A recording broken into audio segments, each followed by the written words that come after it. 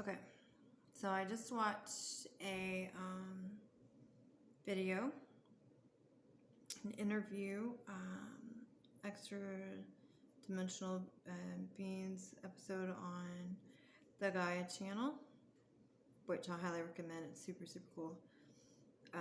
Actually, a ton of really, really, really good information on there. So I just watched a woman by the name of Sarah Landon, and she just done a channeling from the Council of Light. And so it was like, I swear, it was like watching another version of my mom up there. Yeah, it was crazy. So she, or not her, but the Council of Light, her, whatever, her and the Council of Light, all of us, it's all of us anyway, had a really, really good point. So it went into, of course, not holding on to the venom, that life can give. And what I mean by that, I can't remember. I was going to make a video. I don't know if I made the video on it or not, but I'm going to go ahead and I'm going to reiterate it to you anyway, son, because it's equally as important as everything else. So basically, and I talked to my friend Robert yesterday, and so and this was the advice that I gave him, because I managed to say it in a way that was pretty cool. So you can't sometimes, life's going to give you scenarios where things aren't going to make you very happy, where people are going to hurt your feelings, where you're not going to understand why people that you loved and trust hurt you. But you have to know that they will, and they're going to. It doesn't mean everybody. It doesn't mean I'm going to. But in a sense, I have. Or I am in some way, or your dad is in some way, or whoever you want to blame, right? Which is an option. You can choose blame, and you can be mad at me, or you can be mad at your dad, and you can hold on to that. And whenever you hold on to that, that's what I call venom. And so whenever you hold on to that venom, okay, it's going to make you angry. It's going to make you bitter. It's going to make you sad. It's going to it's going to grab a hold of you to the point where you're going to find it very hard to get control of yourself back. I know this, and I know this firsthand because I let it happen to me. Whenever you were, when Dan,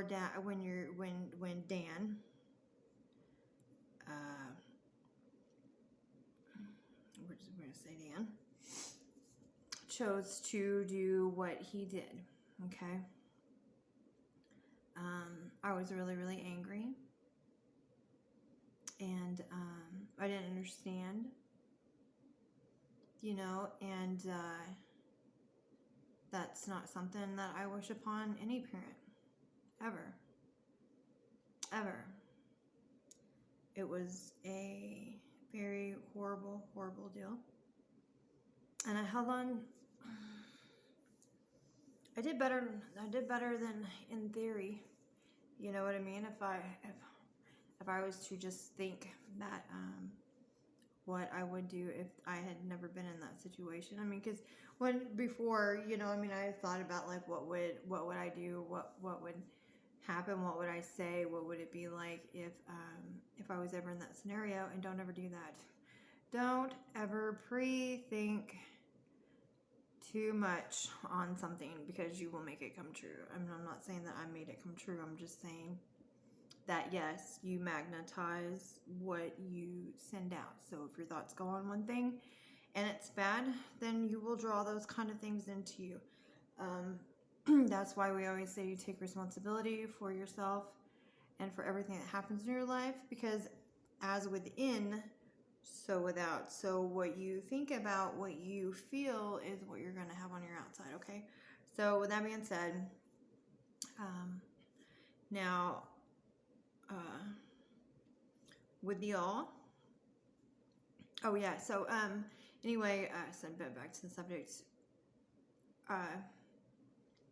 I didn't go ballistic crazy mad and try and kill somebody, or you know what I mean, like none of that.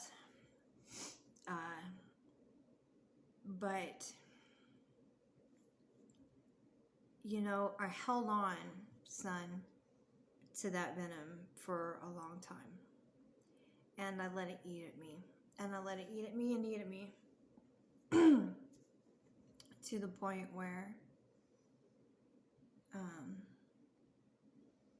I was no longer me. So like I held on to that pain, and I relived the incident, and I didn't trust anybody, and so I just kept bringing more betrayal into my life over and over and over, because I was stuck on repeat of this scenario, right? So yeah, that's why I think this is really important. So sorry, I got to set it clean. Ugh.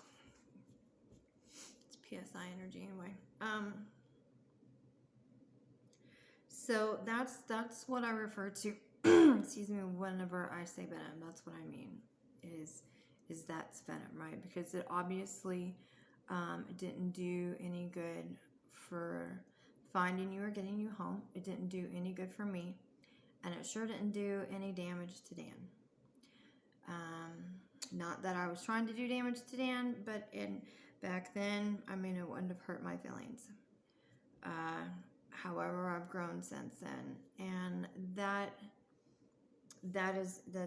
what I want this to be about, because whenever you find this video, you are going to probably have, there's a good chance that you might have a lot of these feelings arise up in you, and I think that it'd be a good idea to give you the skills to handle how to deal with those feelings whenever they arise, because more undoubtedly they will. I mean, they would in me, they would in anybody, and that's okay.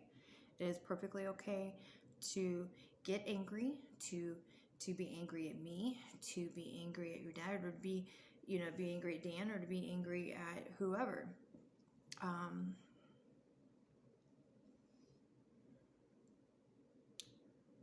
Now, you probably wonder, we'll save that. So, when these feelings arise, and they will, because it's natural, I want you to feel them. I want you to feel them to the full extent. If you get angry, obviously you're not a woman, so, and you aren't old enough to own the dishes or things in the house, you know what I mean, but me, so you can probably do something similar to this, because I'm sure these feelings are going to be really, really intense, and instead of lashing out at somebody, because you might very well want to do that, and you may not. You know what I mean? You may have gotten like the best of me and just be able to handle this with like ease. But just in case, I want to give you a few options. So what I do, but I own the dishes, or you could go to the Dollar Tree, or ask or get like old stuff. But anyway, like I get like a board, like a piece of plywood or whatever, and I like put it up against a tree, and then on something, maybe on concrete or whatever. But I'll put something on the ground, you know what I mean? So it makes it easier to clean up. But, you know, like I will take those plates, cups, whatever, you know what I mean, and I'll just crush them. I'll throw them up against that freaking board and bust them. I'll just be like, "Ah," you know. Um, you're 15, so I don't really suggest any of that. However, if it stops you from hurting yourself or hurting others, or taking off somewhere where you don't know where you're going and anything can happen, then definitely do this. Go in there, get your dad's dishes, and but don't bust the good ones. Get the crappy ones, you know what I mean? Because there's always like dishes that people, you know, only break out when people come over. And then you got the ones that we eat on every day that it doesn't matter if they break, right? So anyway, you can do that to get it out, to help you cry if that's what you need to do, or just go outside and just scream your freaking head off, just you know what I mean, or something. But do not throw your phone. Okay, phones are very, very expensive. I've done this. Don't do it. It took me a long time to break that habit. Don't ever get into that habit. It is very, very expensive. And whenever you break your phone, then you're really SOL, because you can't call nobody. Yeah, and you're gonna need somebody because you're obviously breaking stuff. So not good. Now that is an extreme thing. Okay, that's extreme.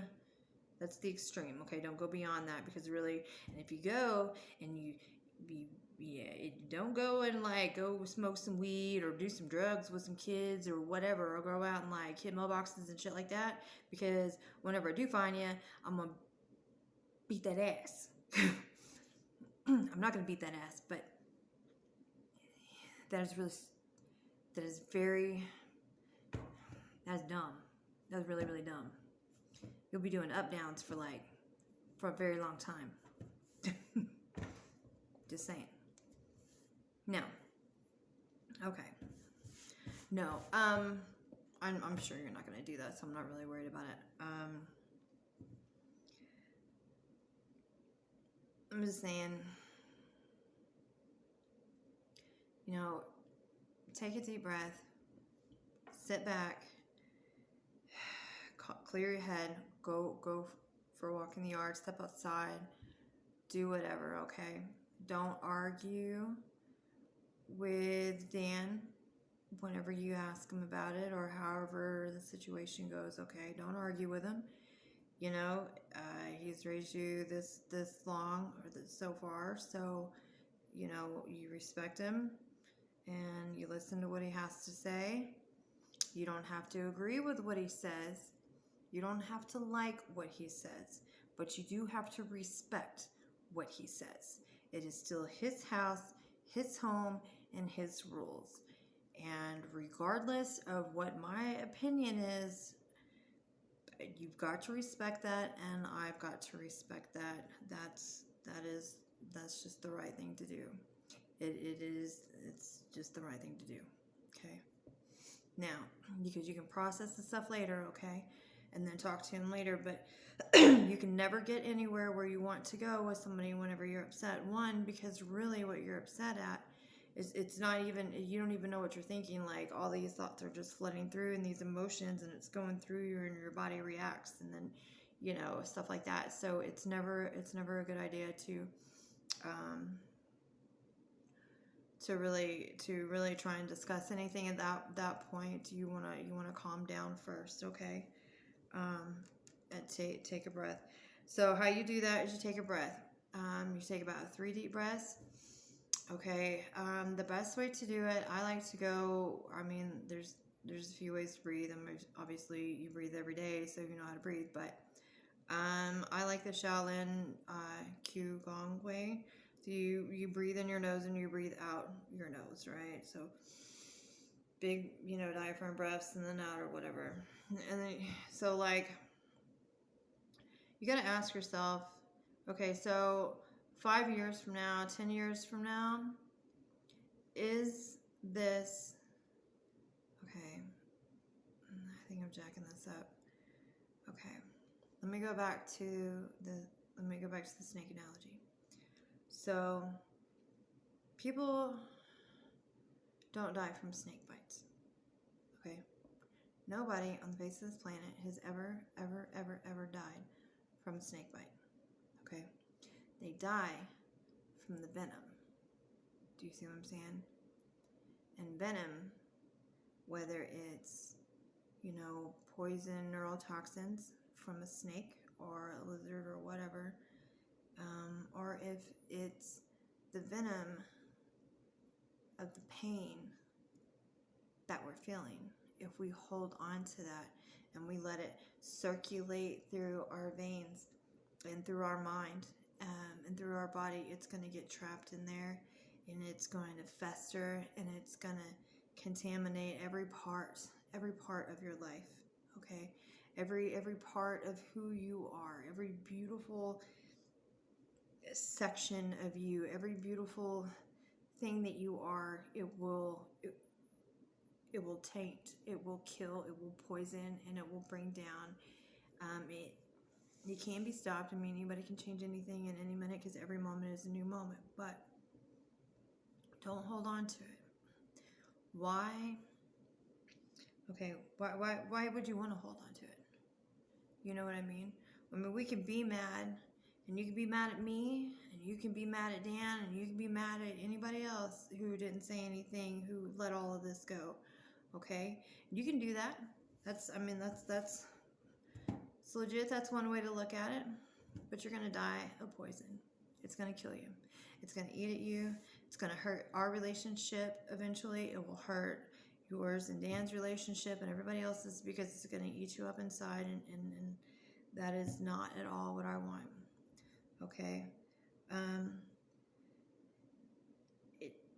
The act of what happened is already done. Okay? What's happened has already happened. It's been several years. I don't get to get those years back. You don't get to get those years back. Is it okay to be angry about that? Yeah, it is. It's okay to be angry about that. It's okay to be hurt about that. I'm hurt. I'm not angry about it anymore, but I'm hurt. Or it hurts because I can't get that back. But forgiveness is key. And forgiveness isn't about forgiving. It's not about anybody else but you, son. What forgiveness is, okay, it's not like the connotation of like, hey man, it's all right that what you did was cool, no big deal. You could do it again. That is not what that means. What forgiveness means is that you realize and accept the fact that it happened, that it can't be changed, that we can't go back in time, and we can't get that time back, okay? And there's nothing we can do about it, and that's okay. I mean, we accept that there's nothing, it happened, and there's nothing we can do about it. That's forgiveness, okay? And then you got to breathe and let it go, because now this is like okay, here, let me go with my every man in life, every man, woman, whatever, every person in life is gonna fall. Okay, you're gonna fall at some time, but the fall doesn't make the man. It's in those seconds when you're on the ground after you've done been hit and you fell. It's in those few seconds is where you're going to know what you're made of. In those few seconds is the point where you can decide to lay there and die, or you can get up. And get up. Because if you are not dead, you need to get up. That is what makes a man. That is what makes a person. Those are the moments that count. Things happen that suck, that hurt. But if you hold on to it and you stay down, that is a choice. And that choice is yours. So bad things and good things are always going to be here. You're never going to have one without the other, son. Never. Okay? And that's fine, because that's what the all means. That's what connectedness means. Is there's no polarities, there's no black, there's no white, there's no green, there's no yellow with polka dots or whatever the hell, some people look like these days. I don't care if you got a wanker or if you got a JJ, you're still connected. There's no good, there's no evil, okay? Because life's like a painting, and because I'm an artist, and so excuse me.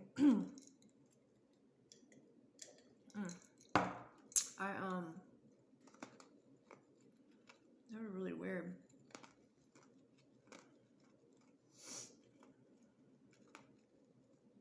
It's your reflection of reflection. I don't know. Boom. Weird. Okay. So, like, I'll be painting, right? And I'll get to this one piece, and I'm like, man, I just jacked this up. So then, I'm doing my little happy trees, and I get more paint, and I'm making more little bushes or leaves or whatever the heck, and then it turns into this big blob looking thing, and I'm like trying to fix it, and it's just driving me nuts, and I'm like, God, this is looking so ugly. I'm like, I'm just gonna have to tear it up and repaint another one, right? But I'm like, before I do that, I'll go to the bathroom, and I go to the bathroom, and I come back, and whenever after I'm done peeing, I can look at the painting whenever I walk in. I'm like, sorry, I don't listen, because if not, it looks really pale. I have anemia, so my lips get kind of blue. I do not have anemia anymore. I have anemia, but I'm speaking it out of existence, so that's what's going on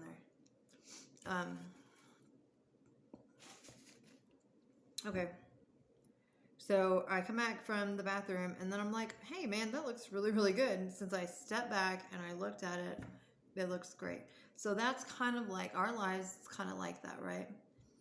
So in the big picture, with the all, or God, or the divine, the universe, whatever you want to call it, whatever is your choice, how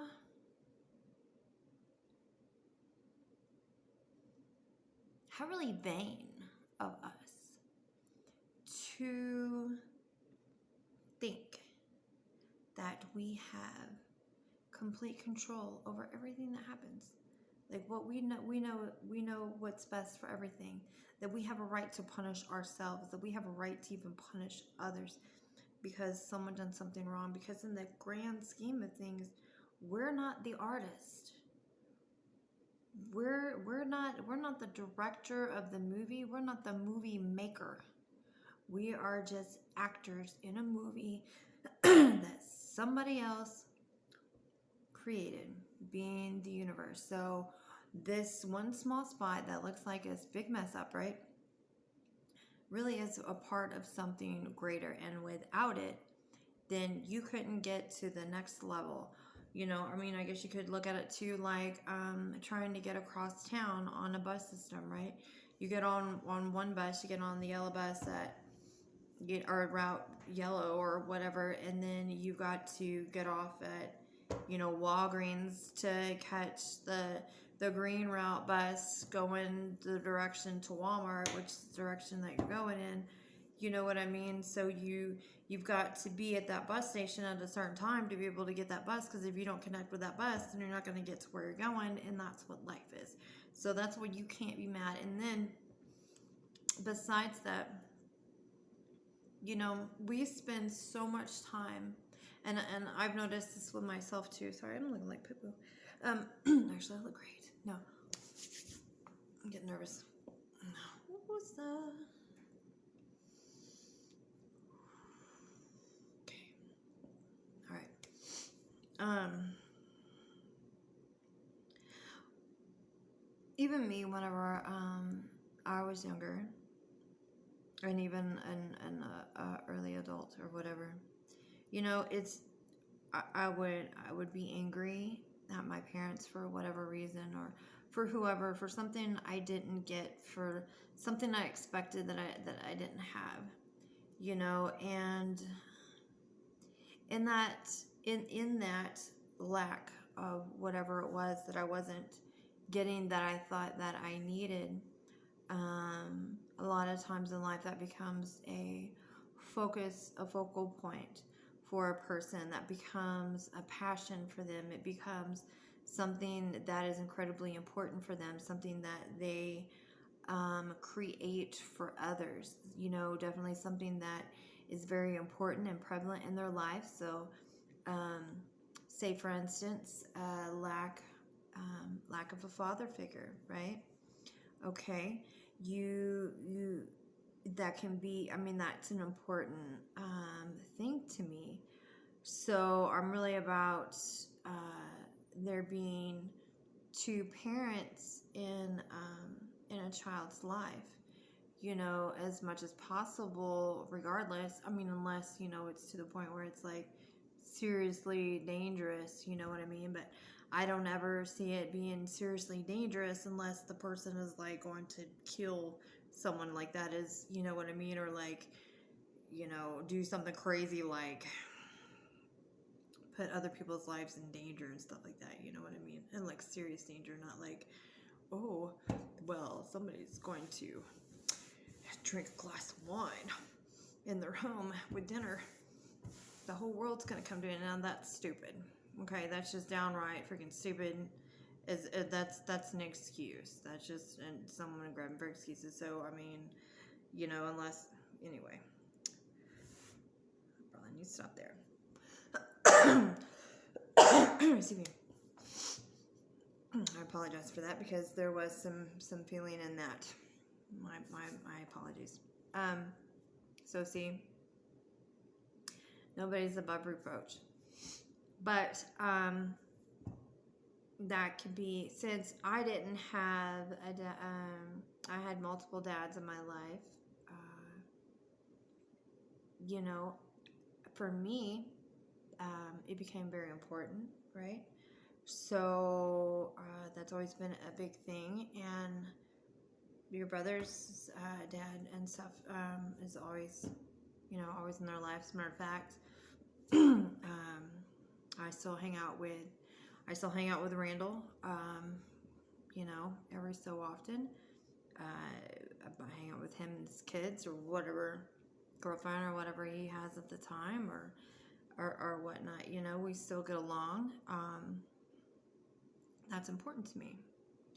So, and then in my future endeavors, you know, obviously, that's a huge thing. And then whenever I do see somebody and they already have children, it is very important to me that they see their kids, that they have contact with them and stuff like that. So that's a big thing for me. And if they don't, then you know, like I won't see them because I don't I don't like that kind of thing. So, but it turns out to be something, a lesson learned in life that we needed to learn, or that we were supposed to learn. So it all really works out in the end. It really, really does. And even though it's hard to see at the moment that you're in it, because you're all up in it, you know, and you're all up in your feelings and all this stuff and just all this chaos. That's why it's very important to just take the breaths, because it's going to be all right. The action is over. It's done.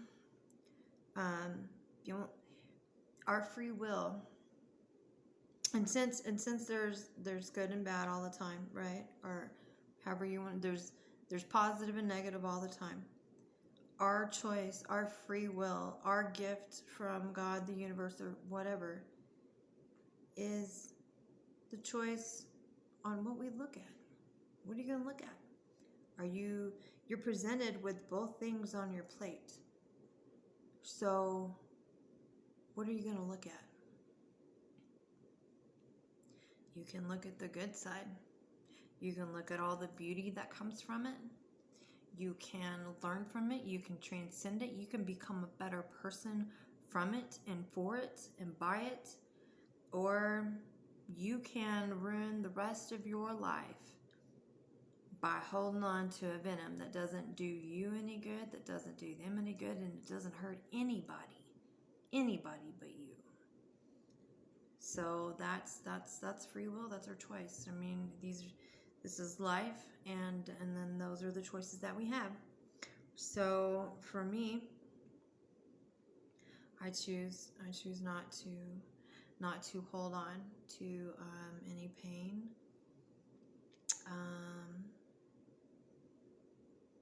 I choose not to hold on to hate. I'm not angry with your dad, or I'm not angry with Dan, and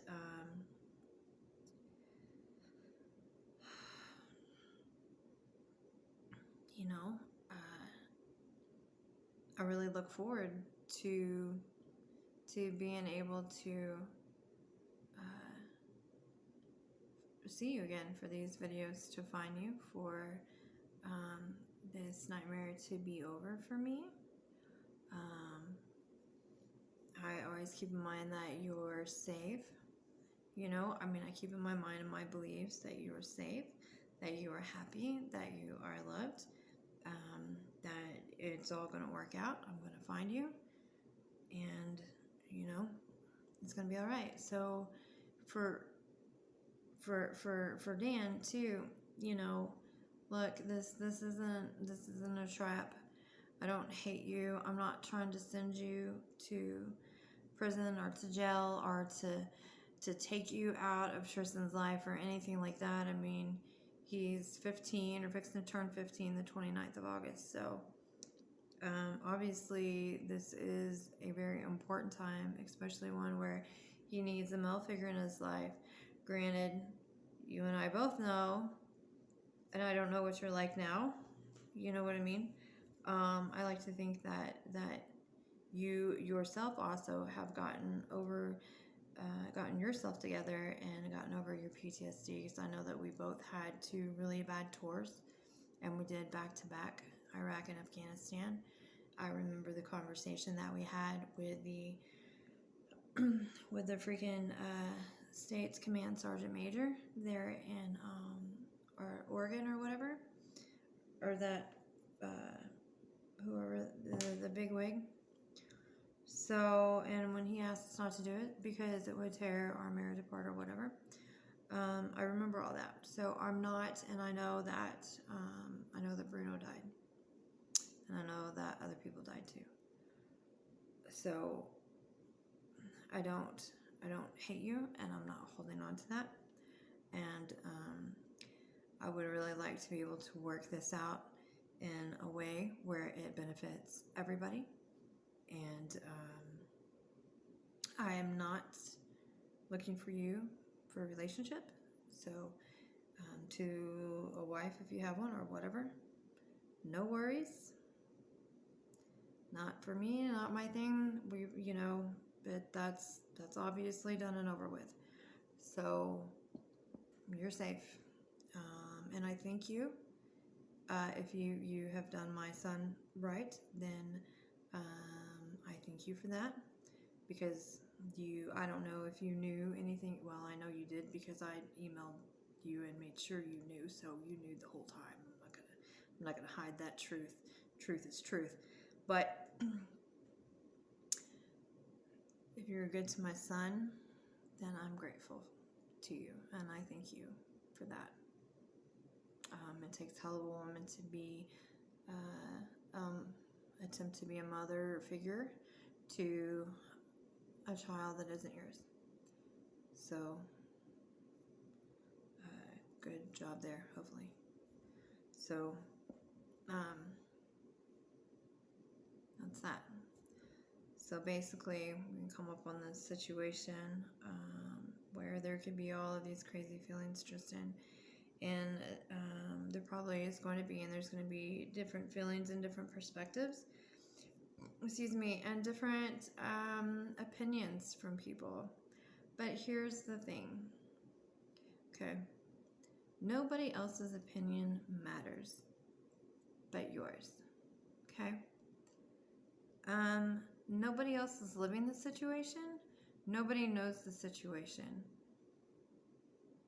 me and your dad, or me and Dan, or your dad, or whatever,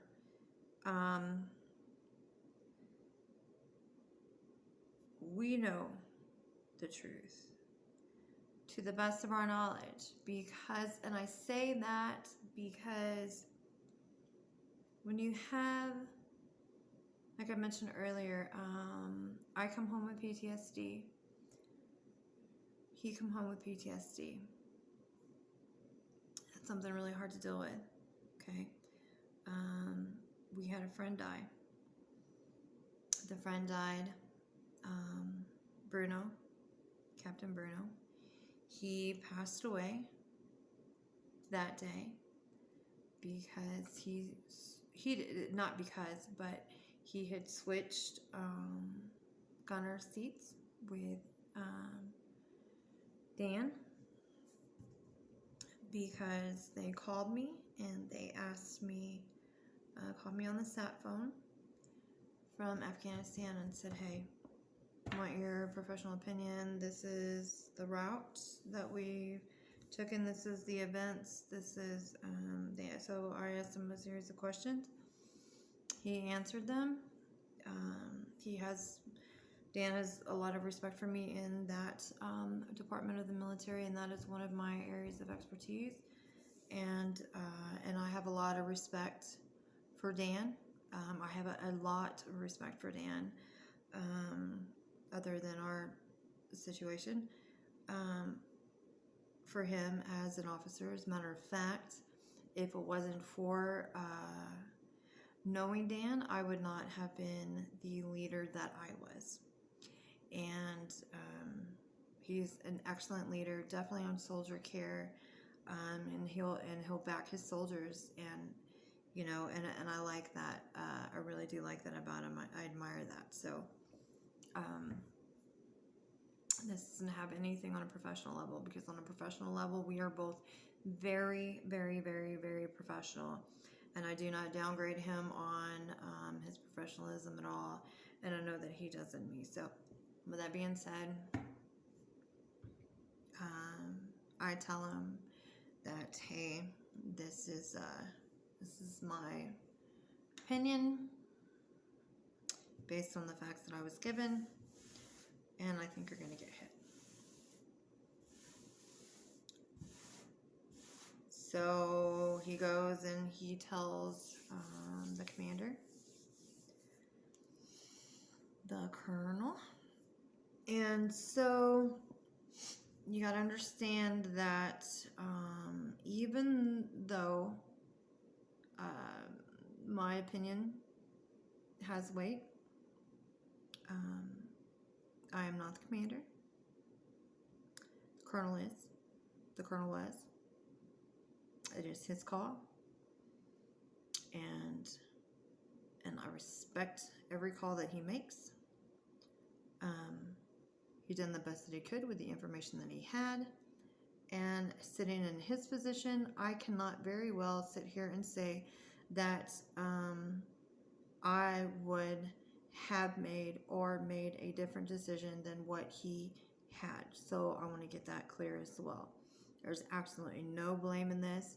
He is the commander. He made his choice, and he made a choice, and that's his job, and backed it. And well, things happen, and now he would have loved to been able to call that mission off, or to change the route. Not call the mission off, but change the route, right?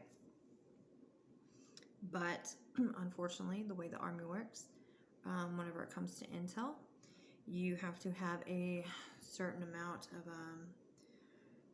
of information given. Okay, there's got to be a sequence of events. There's got to be X amount of intel. Now, for it to be able to go ahead and change an operation, regardless if it's little or big, it's still an operation, and it all goes through the same paperwork, and it all has the same process, and there's a reason for that, and it's got to be that way. Now, as a commander, could he have changed it by call? Yes, he could. He could have changed it. However, he has that kind of authority, but with that change also comes a huge responsibility and a possible huge fallback. You know what I mean? Because what if he would have changed it and I don't know, something else happened. Say they ran across, a command wire somewhere else besides on the route that they were on. Then he's responsible for that. So there's a lot of facets in there. There's a lot of irons in the fire. So there's absolutely no one to blame here. This is just the way it was, the way it went down. We all signed up for it. We all knew. Okay. But unfortunately, they hit a command wire. Oh, well, sorry. Before this. So at that point, Dan lets me know that they're going to go ahead and go forward with the mission. So I'm like, okay. Well, we have like a little superstition thing, right? Okay. So Dan was on an embedded training team with a bunch of higher ups, which means that this particular embedded training team was very rare. You don't see it very often. You don't ever see higher enlisted, because the lowest enlisted they had, I think, known as a good man from Oregon. I believe he was a E6 or E7. I think it was E7. So he was like a sergeant, like a sergeant first class, I believe. I think it was like sergeant first class or staff sergeant or something. Yeah. But so it that's very rare. And even though that it was, above that, and Dan was lieutenant, I think it was like a second lieutenant at the time, whatever. He was the black bar, not the gold bar. I was in the Army. You think I should know this, but I just call it, if it's a gold bar, I call it a butter bar, because butter bars, you don't know anything. Black bar, you know something. That's basically just the easiest way to do it, and you call them lieutenant anyway. And then I was getting my commission, so I really didn't have to worry about it, because I was going to get a captain pay regardless. So, I was going to get the black bar pay whenever I got my bar. But I went overseas instead of staying ROTC. So anyway, everybody still does the same thing whenever you're going outside the wire, right? So we have 4 trucks. Okay, we got four gun trucks. We roll in no less than a 3-man team, obviously, the driver, the gunner, and the TC, which is the truck commander. Now, just like any good unit or embedded training team or whatever, or any good truck, everybody in the whole truck knows how to rotate. Everybody can rotate positions. So if something happens to, the gunner and the TC, or the gunner, or the TC, then the driver can take over or whatever. Or if the truck gets hit and the TC and the gunner's down, the driver can get up in the turret and light some stuff up. Everybody knows their position, and so everybody was rotating, and that's what you do, because everybody already knows that when you are going to get hit, that they're going to bottleneck you, which means you're going to hit the first and last truck. Okay, hit the first and last truck, and you bottle them in. Everybody also knows that the gunner slot is the way the 1151 up armored vehicles, which is what there was at that time in reps or whatever, at the time that we were there in. He was in Afghanistan in 07, 08. And then before he came back, I went to Iraq in 08, 09 in QS for the Awakening. So, anyway, they break up in 3 pieces whenever they're hit, so that it minimizes the damage, but everybody knows the gunner's going to be toast, right? I can tell you this now because I no longer serve, so it's not, I'm alive, so we're here. Thank God. Unfortunately, Bruno is not, because I told Dan, I was like, look, at this point, I can give you my professional opinion, but I've also got to give you my opinion and my thoughts as a wife and a mother. So, that was conflicting. So Dan had done been up in the first truck like 2 or 3 times already. So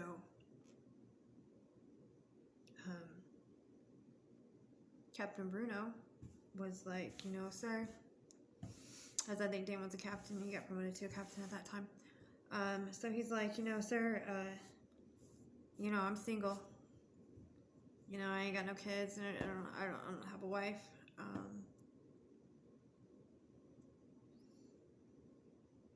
You got Misty, and you got like 7 kids, right? So we're all together, right? And as soon as mine and his, and he goes, well, we had Austin, Antonio. Well, Austin and Antonio were the same age, and then we have Felicia, Tiffany, or Caleb, Cameron, Tiffany, and then you. So, so he's like, all right, I'll jump in the gunner's slot on the first truck. So, and he was in the third truck. So, they hit a command wire. And to the best of my memory, which may or may not even serve me correctly, I don't know. Of course, it killed Captain Bruno, which was our friend. Killed the Terp, and there was more people hurt and more damage done, and some trucks down. And so he had to deal with that. And so I know for a fact that, I know he had PTSD. There's no way he didn't have PTSD. PTSD can hit you in several different ways. Okay? Whenever I come back from Iraq, I got stateside, and we were in Fort McCoy, Wisconsin.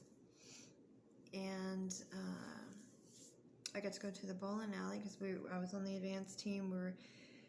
We were getting everything ready for the main body to move back, and I went to the bowling alley with these girls from the cab unit, and they found some guys.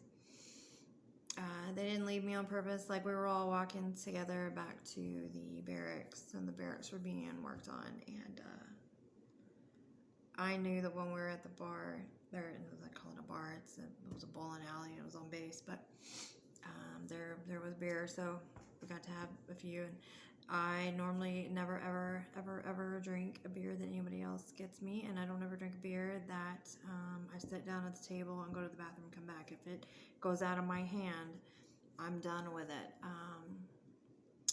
But they attempted to buy me a beer, or tell, I guess, that, the waitress was like, hey, these Marines over here want to buy you beer.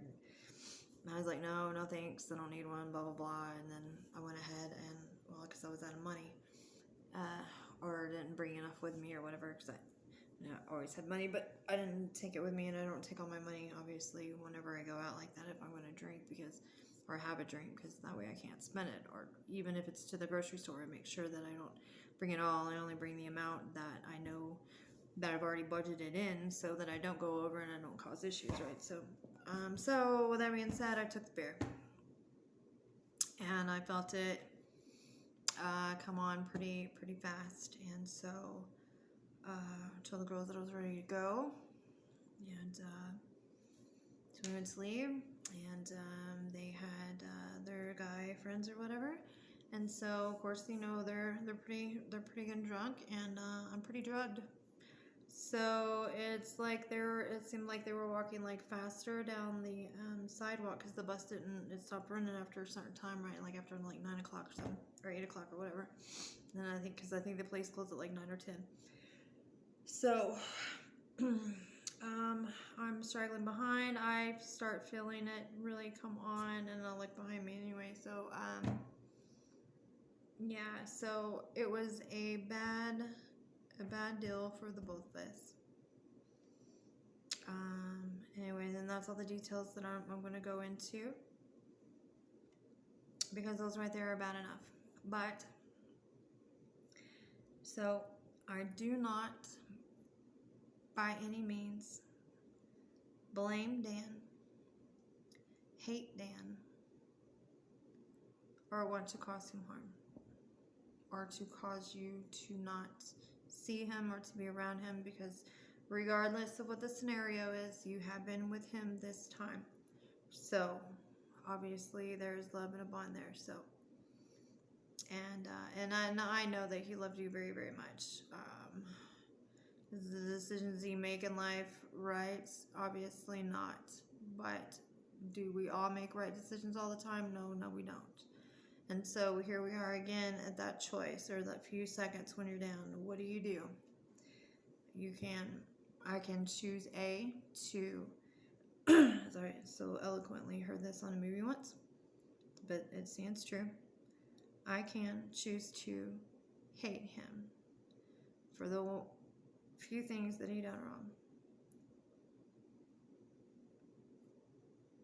Or I can still care for him for all of the things that he had done right. And so I choose for all of the things that he done right. That is what I choose to focus on. And that is my whole point of this video, is that life is meant to be experienced. It's gonna come with good and bad, and it's not. I'm not gonna bullshit you, son. I'm not sorry to use the best word, but life can be hard. Times get tough sometimes, but it's in those moments where character is built. Now we can be positive, and we can manifest all the good stuff that we want, and we can bring it in, and because of the law of attraction and all of that is true.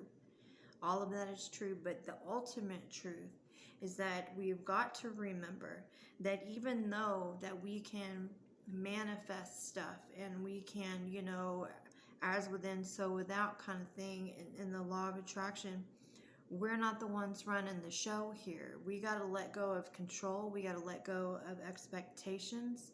You've got to understand that you got to have faith. You got to have faith in your higher self. You got to have faith in this whole process, because we're just a tiny little piece of it, just like the army. Okay, we're all, whether it be a big piece, or a little piece in the machine. We're a piece in the machine, and one of those pieces go out, then the whole freaking thing goes down. Okay, but as a piece in there, and to be an expert at your job, what you're going to know is everything about that job that you're doing, and you're going to be an expert about that job. So you're not going to be an expert about the job that you're doing, plus this guy's job, and that guy's job, and that guy's job, and the lady down the road's freaking job, and the grandma's down there. You know what I mean? Like, we don't have control over that. The Godhead has, or the divine, or ourselves, because we'll get into that later, but right now,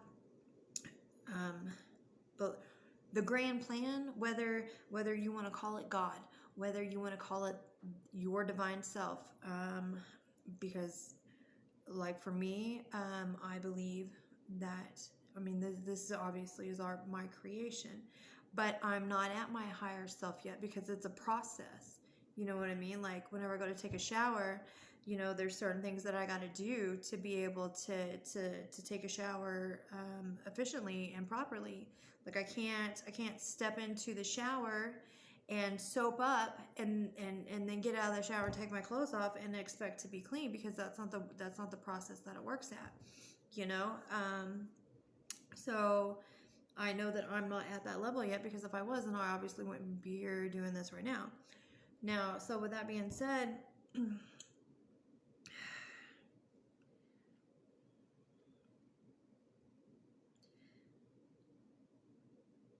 since there's no bad and good, okay? Since there's no distinguishing against, there's bad and there's good, but they're the same thing. And the all, or us, or whatever, we use that in a way that only that higher self or the grand plan knows about. So there's going to be times where we're not going to be able to avoid some of the shit that happens, because it's lessons that we need to learn to be able to, it's a lesson we got to learn. It's a bus we got to catch to get to the next bus. And if we don't catch that bus and we don't learn from that bus, or I mean we don't learn from that and we don't get on that bus and we don't get dropped off in time to meet the other one, well, I don't know, maybe you can wait for the next one, but how many times are you gonna miss it? You know what I mean? Like, you can stay on the Venom, or you can get on that bus and get the hell, you know what I mean? Like, get on track and start moving on up. You know what I mean? But essentially it's all choice. And anyway, what I'm trying to say is that we're all exactly where we are supposed to be at the time that we are supposed to be there. So life has all options that we could imagine laid out in front of us, and it is up to each individual to choose. It is our free will to choose what part of that big play or painting we want to look at. And so that choice is yours. And believe that you'll make the right decision, though, because you're incredibly smart. Besides that, you're like your mother. So, that's that. And I love you.